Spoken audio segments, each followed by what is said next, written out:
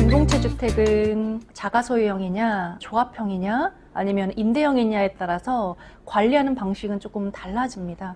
일단 기본은 이 집에 사는 분이 우리 집을 어떻게 관리할 것이냐라는 1차적인 책임이 있다라고 보시면 되겠습니다. 주택관리 시스템을 본다면 들어가자마자 당면하게 되는 문제는 하자 문제일 겁니다. 그래서 이 하자 점검과 보수의 부분들은 주민이 직접 시행사에게 필요한 부분들을 보수해달라고 요청을 하는데, 이때에도 주민대표회의가 있다 그러면 각 집마다 하자 부분들을 모아서 요구를 했을 때 처리를 해주시는 분도 훨씬 수월하실 거예요. 사실은 와주세요 라고 했을 때 금방 오기가 어렵다는 거죠. 한번 방문을 하면 인건비라는 것이 크게 발생을 하기 때문에 모아서 요청하는 이런 것들이 효율적인 방법이라 볼 수가 있습니다.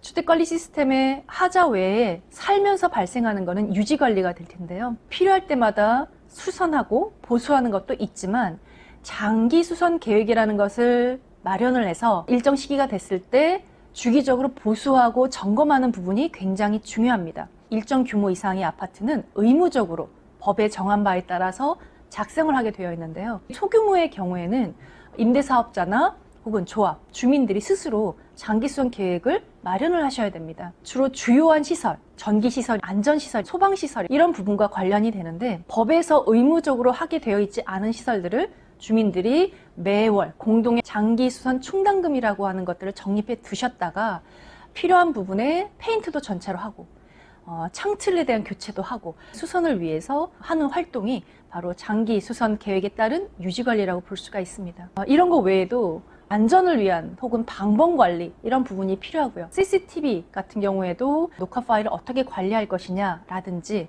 청소나 위생 관리 같은 경우에는 주민들이 정하셔야지 될 것 같아요. 세대 내는 당연히 스스로 하시지만 공용 부분의 경우에는 우리가 직접 청소와 소독을 할 것이냐, 아니면 공동 관리비를 걷어서 청소업체를 정해서 거기서 소독과 청소를 맡길 것이냐 정하시면 됩니다. 이 위생관리 같은 경우에 아파트는 매달 알아서 관리사무소에서 소독을 해주지만 의무 관리 대상의 규모, 공동주택이 아닌 경우에는 주민들이 스스로 이 모든 것들을 정하셔야 됩니다.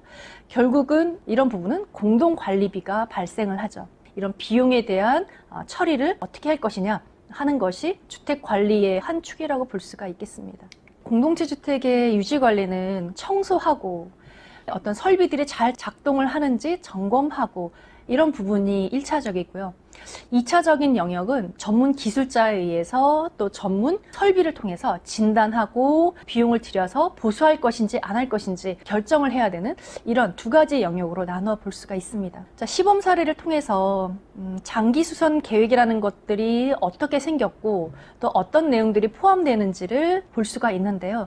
건물의 외부와 내부에 장기 수선 계획을 보시면 지붕이라든지 외부의 창이라든지 이런 것들은 15년 주기 혹은 10년 주기로 교체해야 되는 시기가 정해져 있습니다. 그래서 아파트와 같은 공동주택뿐만 아니라 우리의 공동체 주택도 처음 입주했을 때는 굉장히 깨끗하죠. 그래서 이런 계획과 주기적인 점검에 대해서 사실 우리가 놓치는 경우가 있습니다. 하지만 10년은 금방 오죠. 그래서 이런 장기수선 계획을 미리 작성을 해서 부담 가능한 비용들 선에서 적립해 두셔야 나중에 필요한 공사들을 제때제때 할 수 있다는 점, 특히 조합 소유형과 자가 소유형의 경우에는 장기 수선 계획 하에 유지관리가 주택관리의 키포인트라고 할 수가 있겠습니다. 공동체 주택의 공동관리비는 1차적으로 지출될 항목을 먼저 결정을 하는 게 필요한데요. 커뮤니티실하고 공용공간에서 사용이 되는 소모품 혹은 청소나 소독에 들어가는 비용들이 공통적으로 발생하는 비용이라고 할 수가 있고요. 공동체 활동비 이런 것들도 주민들께서 합의하에 얼마를 걷자라고 정하실 수가 있겠죠. 또 한 가지 비용은 자가소유형이나 아니면 조합형의 경우에는 장기수선 충당금, 이거는 별도의 통장으로 매월 각 세대가 납부해서 적립을 하시면 됩니다. 그렇다면 어떤 거는 매월 걷어서 지출되는 비용이 있고요. 통장에 늘 적금식으로 쌓이는 돈이 있겠죠. 작은 규모지만 회계 장부도 좀 마련을 하시고 총무 맡으신 분이 매월 들어오고 나간 돈을 공개도 하시고 계좌 관리는 누구 명의로 어떻게 관리할 것인지 이런 것들도 정하셔서 이 공동관리비에 대한 지출을 하시면 되겠습니다. 우리 공동체 주택의 공동관리비는 이 일반 아파트의 관리비 구성 항목을 통해서도 힌트를 좀 얻을 수가 있는데요. 물론 대규모 공동체 주택이냐 아니면 소규모의 공동체 주택이냐에 따라서 발생하는 공동관리비는 다릅니다. 대표적으로 청소비, 소독비, 또 승강기가 있는 경우에 승강기 유지비, 그리고 각종 전기료 같은 사용료, 이 부분이 발생을 하게 되는데요.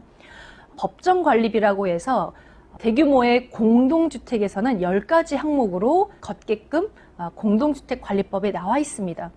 우리 공동체 주택은 소규모의 경우에는 꼭 이 법에 따라서 할 필요는 없지만 공동의 어떤 비용들이 발생하는 부분은 공동주택관리법에서 제시하는 기준에 맞추어서 운영을 하시면 의사결정을 하는데 훨씬 수월하실 것 같습니다. 규모가 큰 우리 공동체 주택은 경비 아저씨를 두는 경우가 있는데 그 인건비는 경비비에서 혹은 소장님이 계신 주택도 있어요.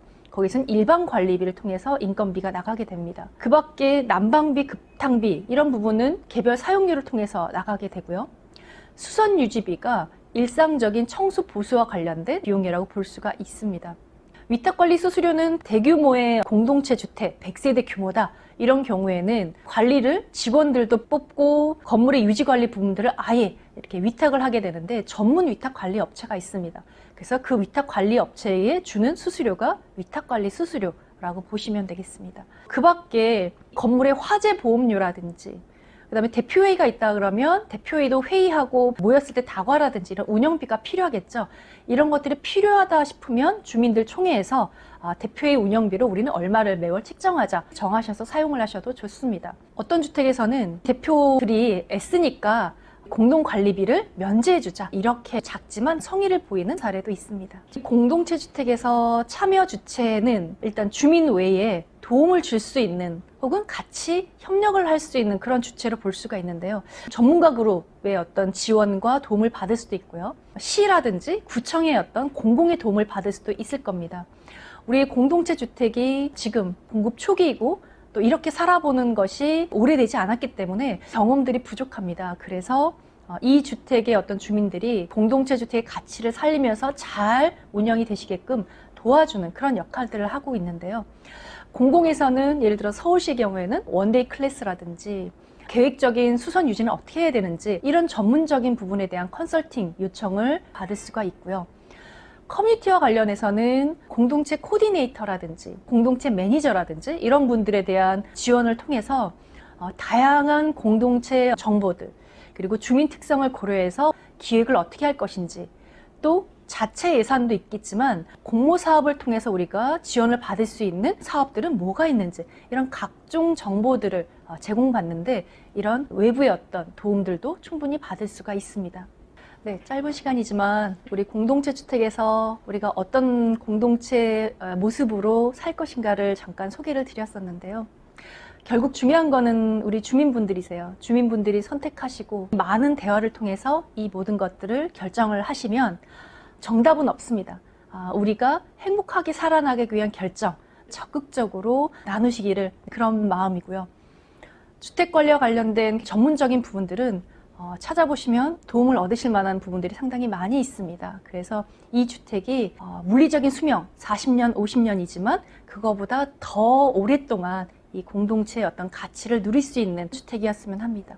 네, 은난순이었습니다.